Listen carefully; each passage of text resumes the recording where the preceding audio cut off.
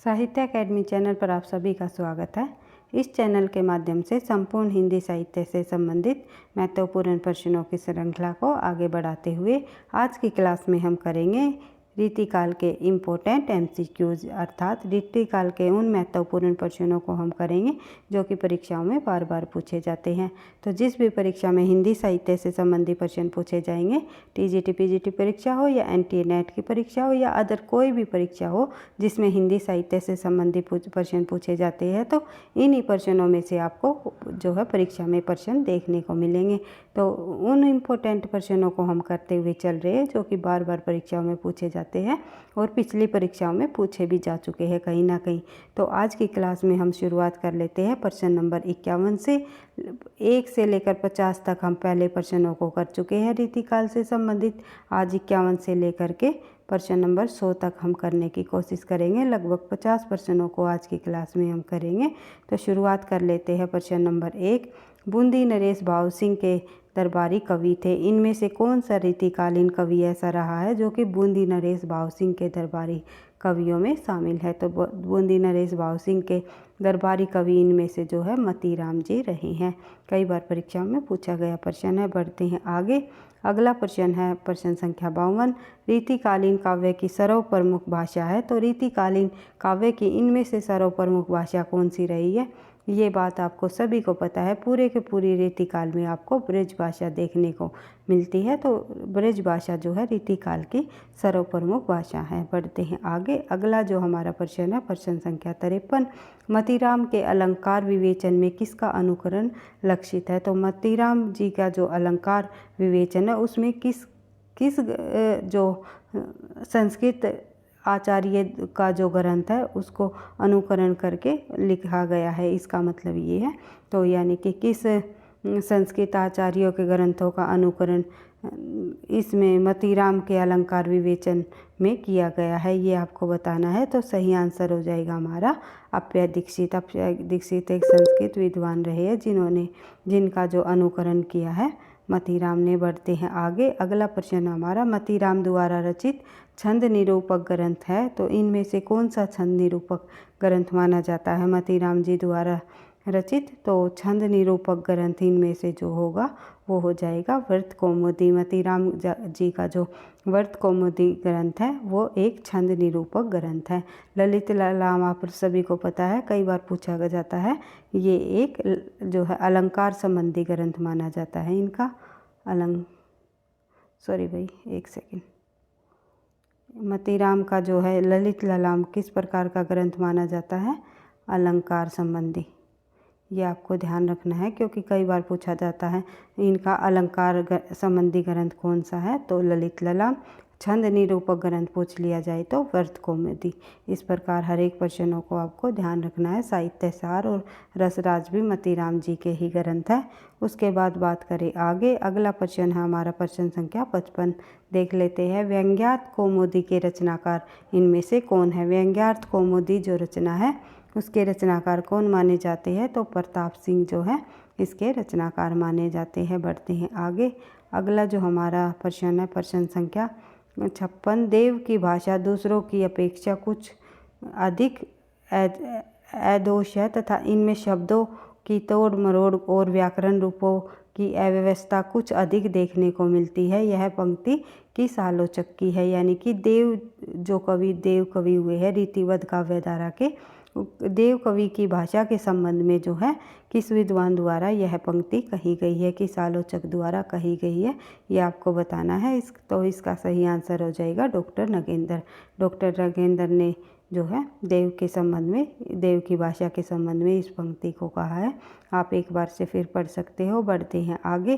प्रश्न संख्या 57। पृथ्वी सिंह इनमें से किस कवि का वास्तविक नाम है? पृथ्वी सिंह इनमें से जो है रसनिधि का वास्तविक नाम रहा है। और रसलीन जी का वास्तविक नाम क्या रहा है? वो है सैयद नबी गुलाम।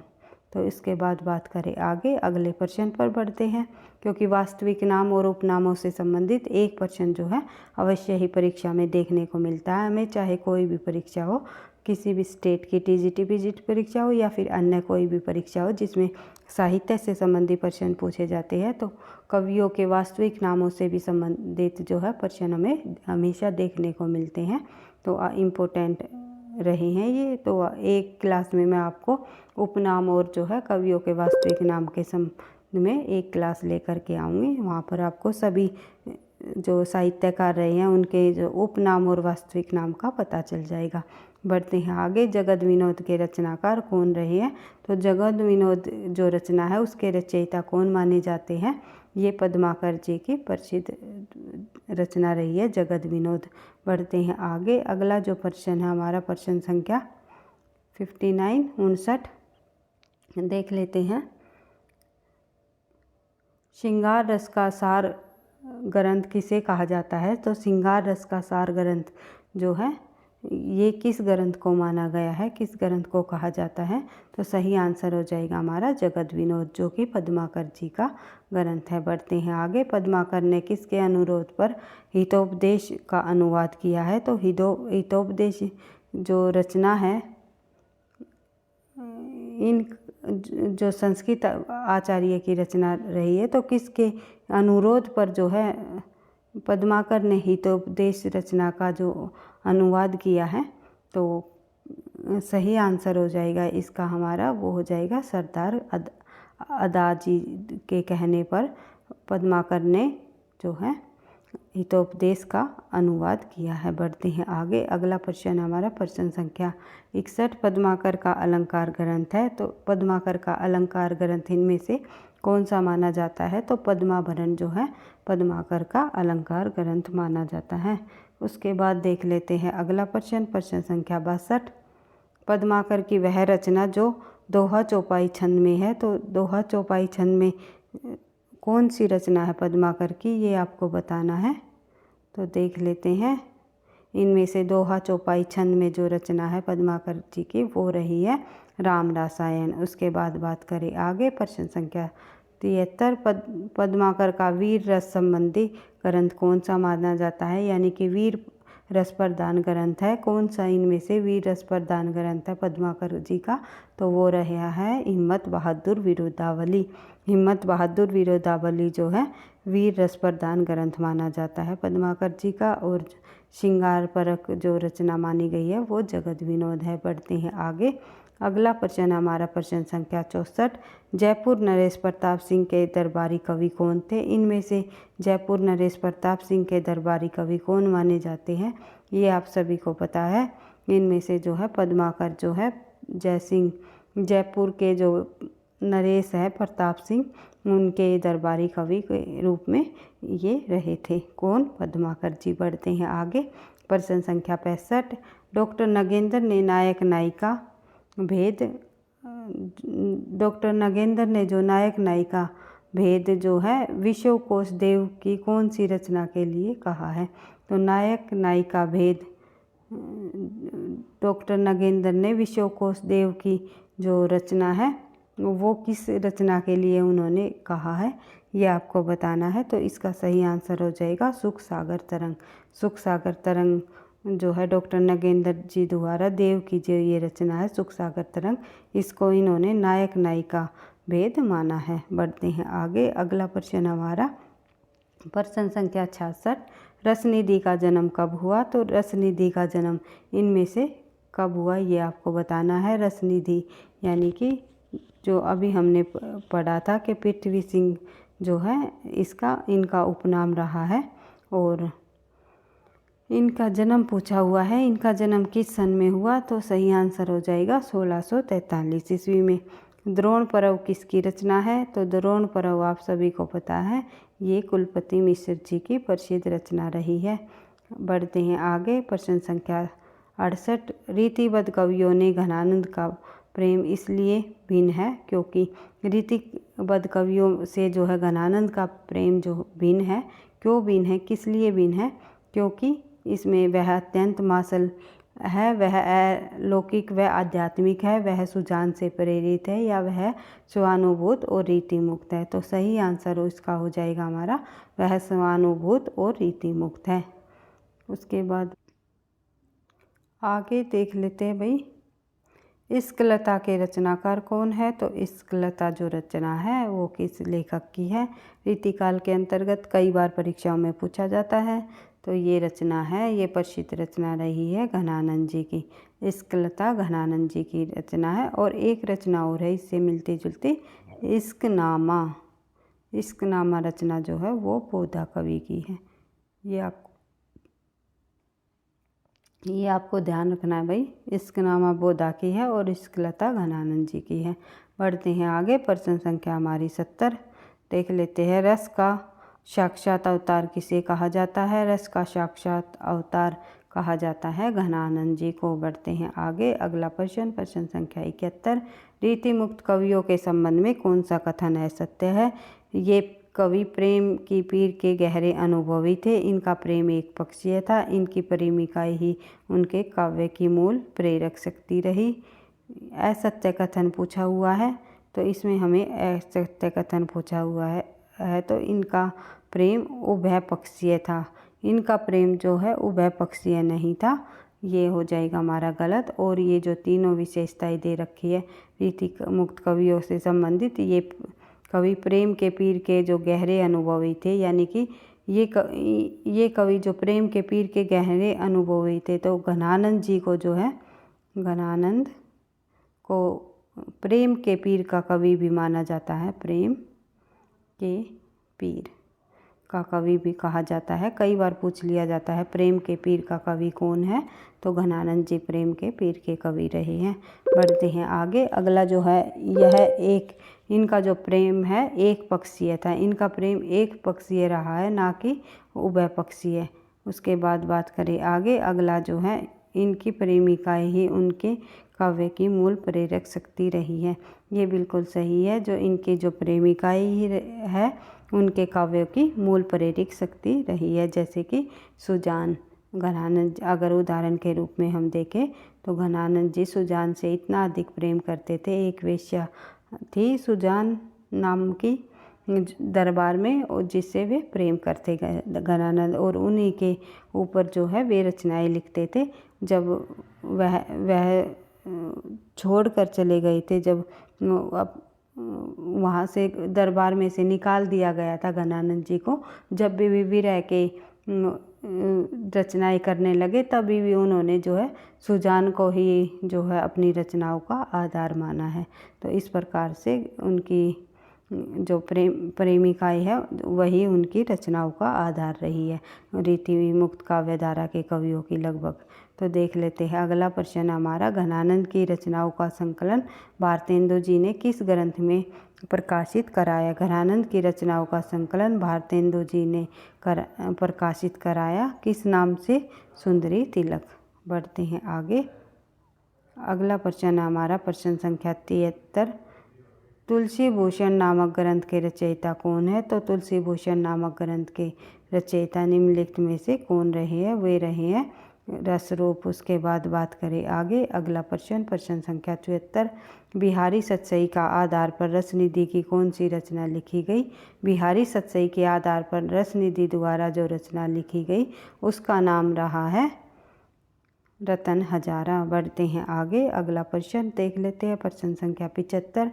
रामचंद्राभरण, रामचंद्र भूषण एवं रामालंकार नामक अलंकार ग्रंथ किस रीतिकाल कवि की रचनाएं है। ये जो रचनाएं हैं ये किस रीतिकाल कवि की रही है, ये आपको बताना है। तो सही आंसर हो जाएगा हमारा गोप कवि की। रामचंद्राभरण कई बार पूछा जाता है किस कवि की रचना है, तो गोप कवि जी की रचना है ये। बढ़ते हैं आगे, अगला प्रश्न हमारा, डॉक्टर नगेंद्र के अनुसार आचार्य भूषण का जन्म कब हुआ। आचार्य भूषण जी का जन्म पूछा हुआ है डॉक्टर नगेंद्र के अनुसार, तो इसका सही आंसर हो जाएगा 1643 ईस्वी में। बढ़ते हैं आगे, अगला प्रश्न है प्रश्न संख्या 77। घनानंद के किस कीर्ति में पंजाबी और उर्दू शब्दों की भरमार है। तो घनानंद की जो है इनमें से किस कीर्ति में पंजाबी और उर्दू शब्दों की भरमार हमें देखने को मिलती है। तो इसका सही आंसर हो जाएगा इश्कलता। इश्कलता जो घनानंद जी की प्रसिद्ध रचना रही है उसमें पंजाबी और उर्दू शब्दों की भरमार हमें देखने को मिलती है। बढ़ते हैं आगे, प्रश्न संख्या 78। सुजान सागर के रचयिता कौन है? सुजान सागर मैंने बताया था सुजान हित, और सुजान सागर जो रचना है वो घनानंद जी की है। और सुजान चरित जो रचना है, सुजान चरित रचना जो है वो सूदन कवि की है। एक कवि हुए हैं सूदन कवि, सुजान चरित नामक रचना लिखी। सुजान सागर और सुजान हित जो है घनानंद ने लिखी। एक रचना है सुजान विनोद, विनोद नाम से जो है सुजान विनोद रचना जो रही है वे देव कवि की रही है। इस प्रकार से सुजान नाम से जितनी भी रचनाएं हैं आपको अलग अलग याद कर लेनी है। क्या पता परीक्षा में मिलान से संबंधित प्रश्न पूछ लिया जाए तो आप उनका सही मिलान कर सकते हो। बढ़ते हैं आगे। अगला प्रश्न है हमारा प्रश्न संख्या 79। घनानंद की वह कीर्ति जिसमें प्रेम के नाम पत्र लिखकर ब्रजवासियों की ओर से अधिक उलाहने दिए गए थे, वह कीर्ति कौन सी है घनानंद जी की, जिसमें जो है ब्रजवासियों की ओर से उलाहने दिए गए थे कृष्ण के नाम पर पत्र लिख करके, वह कीर्ति रही है घनानंद जी की प्रेम पत्रिका। प्रेम पत्रिका नामक जो कीर्ति में घनानंद जी की ने ऐसी कीर्ति रही है जिसमें कृष्ण के नाम पत्र लिखकर ब्रजवासियों की ओर से अनेक उलाहने दिए गए थे। बढ़ते हैं आगे। अगला प्रश्न है प्रश्न संख्या 80। घनानंद की किस कीर्ति में कृष्ण लीलाओं का वर्णन है? तो इनमें से घनानंद की किस कीर्ति में कृष्ण लीलाओं का वर्णन हमें देखने को मिलता है वो है कृष्ण कौमुदी। नाम से ही आपको पता चल रहा होगा। तो कृष्ण कौमुदी में जो है कृष्ण लीलाओं को दर्शाया गया है। बढ़ते हैं आगे। अगला प्रश्न है प्रश्न संख्या 81। घनानंद के प्रेम वर्णन में कौन सी विशेषता नहीं है?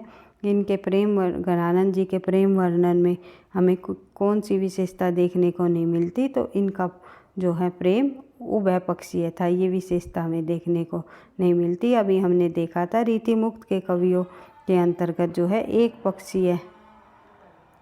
पक्षीय प्रेम रहा है, ना कि उभय पक्षीय प्रेम रहा है। उसके बाद बात करें स्वच्छंदता, आसक्ति और स्वानुभूति परकता, ये सभी विशेषताएं हमें घनानंद की जो रचनाएं हैं उनमें देखने को मिलती है। बढ़ते हैं आगे।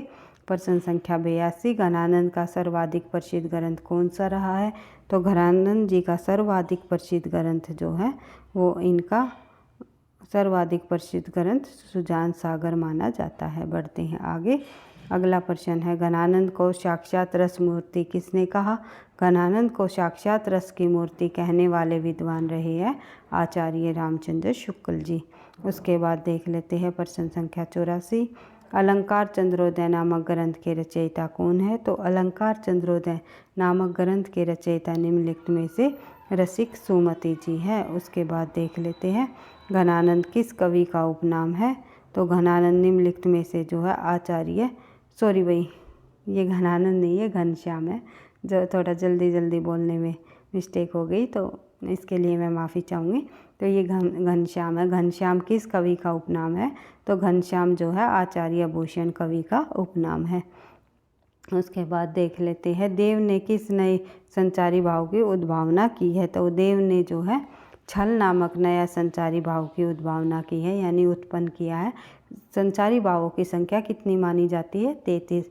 लेकिन देव कवि ने छल नामक संचारी भाव को और जोड़ करके संचारी भावों की संख्या 34 बताई है। ये केवल देव के अनुसार है, ना कि अन्य विद्वानों के अनुसार।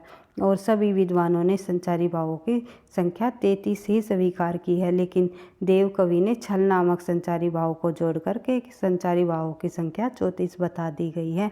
अगर इस प्रकार से प्रश्न पूछ लिया जाए देव के अनुसार संचारी भावों की संख्या कितनी है, तो हमें 34 बतानी है।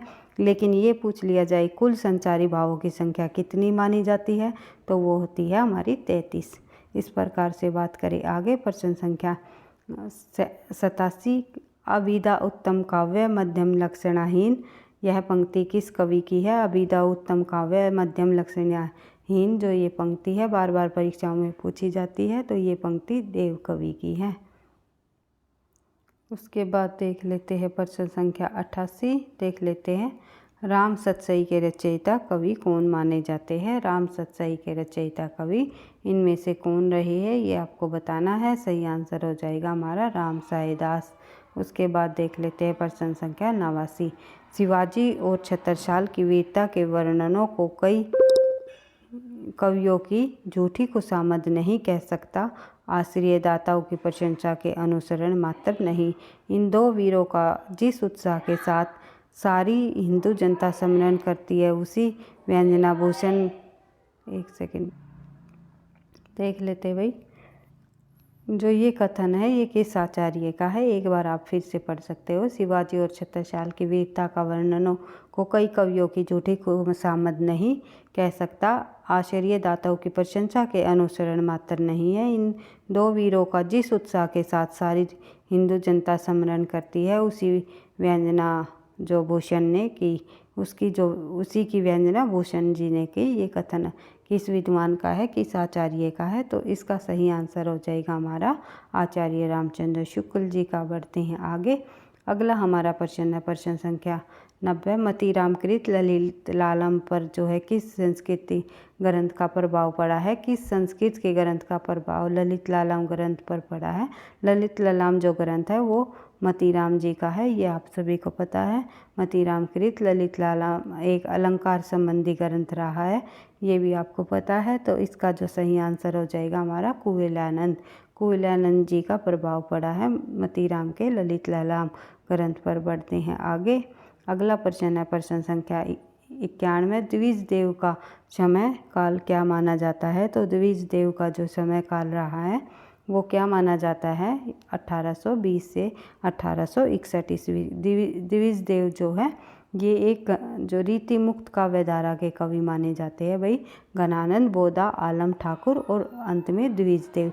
4 कवि रीति मुक्त काव्यधारा के प्रसिद्ध रहे, घनानंद, बोधा, आलम और ठाकुर, लेकिन द्विज देव इतने अधिक प्रसिद्ध नहीं हुए। बढ़ते हैं आगे। अगला प्रश्न हमारा प्रश्न संख्या 92। रसराज के रचयिता इनमें से कौन है? तो रसराज के रचयिता इनमें से कौन माने जाते हैं? रसराज ग्रंथ के रचयिता इनमें से माने जाते हैं मतीराम जी। मतीराम जी का प्रसिद्ध ग्रंथ रहा है रसराज। उसके बाद देख लेते हैं प्रश्न संख्या 93। डॉक्टर बच्चन सिंह ने अंतिम रीति मुक्त कवि किसे माना है? तो डॉक्टर बच्चन सिंह ने अंतिम रीति मुक्त कवि माना है द्विज देव को, ये आपको ध्यान रखना है। बढ़ते हैं आगे। अगला प्रश्न है प्रश्न संख्या 94। रामचंद्र शुक्ल रीतिकाल की परंपरा के अंतिम कवि श्रृंगारी कवि को किसे मानते हैं? आचार्य रामचंद्र शुक्ल जी द्वारा रीतिकाल की परंपरा के अंतिम श्रृंगारी कवि माने जाते हैं द्विज देव को। बच्चन सिंह ने इसे रीति मुक्त काव्यधारा के अंतिम कवि माना है और रामचंद्र शुक्ल ने रीतिकाल की परंपरा का अंतिम श्रृंगारी कवि माना है द्विज देव को। बढ़ते हैं आगे। अगला प्रश्न है प्रश्न संख्या 95। अन्योक्ति कल्पद्रुम नामक ग्रंथ के रचयिता कौन रहे हैं? अन्योक्ति कल्पद्रुम नामक जो ग्रंथ है वो किसका रहा है? वो रहा है दीनदयाल गिरि जी का। उसके बाद बात करें आगे प्रश्न संख्या 96। रीतिकाल के किस कवि की संस्कृति के नागभट्ट से जोड़ा जाता है? रीतिकाल के किस कवि को संस्कृत के नागभट्ट से जोड़ा जाता है, ये आपको बताना है। इसका सही आंसर हो जाएगा हमारा सेनापति को। सेनापति को संस्कृत के नागभट्ट से जोड़ा जाता है। बढ़ते हैं आगे। अगला प्रश्न हमारा प्रश्न संख्या 97। ये साक्षात रसमूर्ति और ब्रजभाषा के प्रधान सत्तमों में से है। साक्षात रसमूर्ति किस कवि को माना आचार्य रामचंद्र शुक्ल ने? अभी हमने पढ़ा था घनानंद जी को, तो सही आंसर हो जाएगा हमारा घनानंद। पूरा का वाक्य है, कई बार पूछा जाता है। ये साक्षात रसमूर्ति और ब्रजभाषा के प्रधान स्तंभों में से एक है। ये किन्होंने माना? घनानंद जी को, आचार्य रामचंद्र शुक्ल ने। और आचार्य रामचंद्र शुक्ल ने ये पंक्ति जो है किस विद्वान किस लेखक के बारे में कही है? तो घनानंद जी के बारे में। किसी भी प्रकार से घुमा फिरा कर अगर प्रश्न को पूछ लिया जाए तो आप सही आंसर लगा सकते हो। बढ़ते हैं आगे। प्रश्न संख्या हमारी 98। किसके अनुसार आचार्य कर्म में भूषण जितने सफल रहे? किसके अनुसार कहा गया है कि कर्म में जो है, किस आचार्य के अनुसार माना गया है कि कर्म में भूषण जितने असफल रहे, कवि कर्म में उतने ही अधिक सफल कहे जा सकते हैं? ये किसके द्वारा कहा गया कथन है? तो डॉक्टर नगेंद्र जी द्वारा कहा गया है। किसके संबंध में?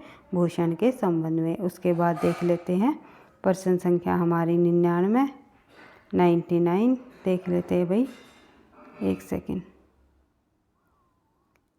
यूरोप में बिहारी सतसई के समक्ष कोई रचना नहीं, यह कथन किस आलोचक का है? तो यूरोप में बिहारी सतसई के समक्ष कोई रचना नहीं, यह कथन किस आलोचक का है? कई बार परीक्षाओं में ये कथन पूछा गया है, तो बच्चे कई बार कंफ्यूज में हो जाते हैं। तो ये कथन जो है जॉर्ज गिरियसन जी का रहा है बिहारी के संबंध में, कि बिहारी की रचना बिहारी सतसई के संबंध में जो है ये कथन जॉर्ज गिरियसन ने कहा है कि यूरोप में बिहारी सतसई के समक्ष कोई रचना नहीं है। पूरे यूरोप में बिहारी सतसई के समक्ष कोई रचना नहीं है, जॉर्ज गिरियसन ने माना है। उसके बाद देख लेते हैं द्विजदेव का वास्तविक नाम। अभी हमने द्विजदेव के संबंध में 2-3 तथ्य हमने पढ़े थे कि बच्चन ने रीति मुक्त काव्यधारा का अंतिम कवि द्विजदेव को माना है, और जो एक विद्वान और रहे आचार्य रामचंद्र शुक्ल, उन्होंने रीति काल का सिंगारी कवि जो है द्विजदेव को माना है अंतिम सिंगारी कवि।